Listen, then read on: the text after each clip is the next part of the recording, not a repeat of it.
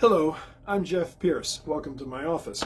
I should be working on another video project, but I got distracted because people were sending me DMs about Mukesh Kapila, and I tried to write a thread about this, but it's not enough. Had to go verbal on this one because this gentleman puts out the most horrible hate speech on video and in his tweets, and one reads like this. I have met many terrible people in my life in world's worst places, but many, not all of people of Ethiopia, take record for being most horrible, racist, sadistic, inflicting repeated brutalities on each other, egged on by evil leaders. Why I say nothing good to learn here. Wow. Imagine for a moment, and this guy is a professor of humanitarian affairs.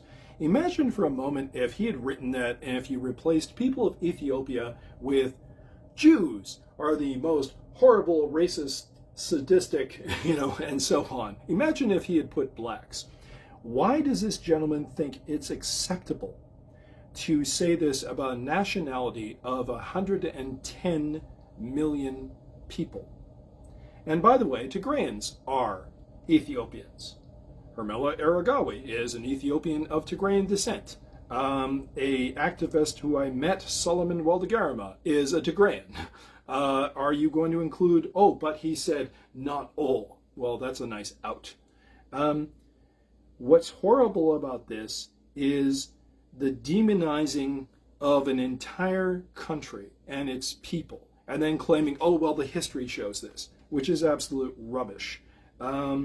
Yes, you could do that with any country. I'm a Canadian, but I'm also the descendant of British people. My grandparents were English, which arguably you could say are the most homicidal culture on the planet, which got the slave trade really booming, went around and took over pieces of India and then all of it, who colonized other countries and subjected them to all kinds of injustices and atrocities. You could do that with the British. You could do that with the French. You could do that with any country you like. Are we not past this time where we blame people for their history and say they're horrible people, they're racist? And this guy is a professor of humanitarian affairs. And critics say that we're supposed to be past the age of political correctness and past that. The very reason why we have movements like Black Lives Matter, like No More, like Defund the Police, is for guys like that. Because they think it's still acceptable to talk about that. I don't want this man deplatformed.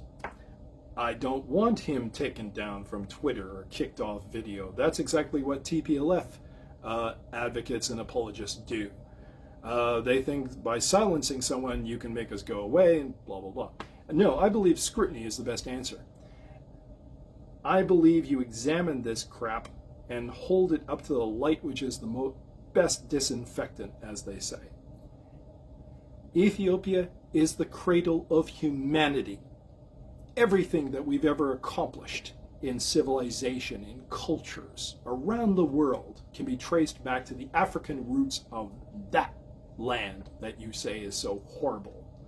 And I denounce in the strongest terms anybody who wants to demonize a specific country or culture, even as we fight this conflict together, whether it be on the battlefront of social media or in terms of the actual real tangible front in the country itself.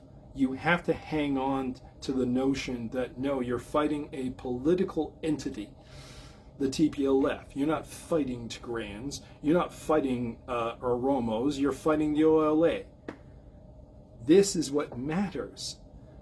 You are, it sounds like a cliche, it sounds like treacle, but you are brothers and sisters of these people all over the world. You share common bonds with them in terms of your humanity, even if you would disagree with them, even if you hate these individuals.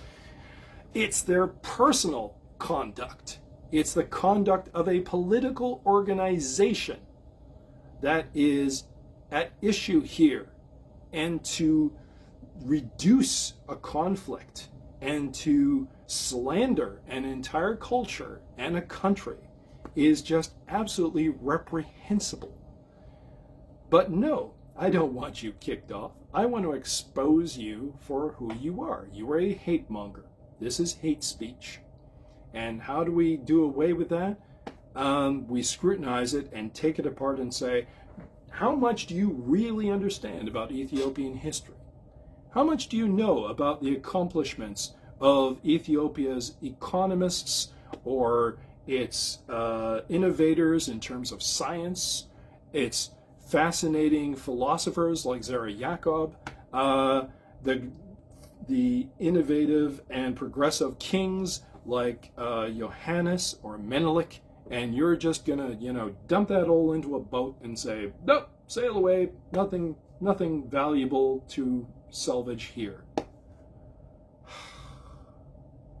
I reject that. I reject that thesis wholeheartedly, and I'd reject that for any culture or country. There is always the spark of innovation and humanity and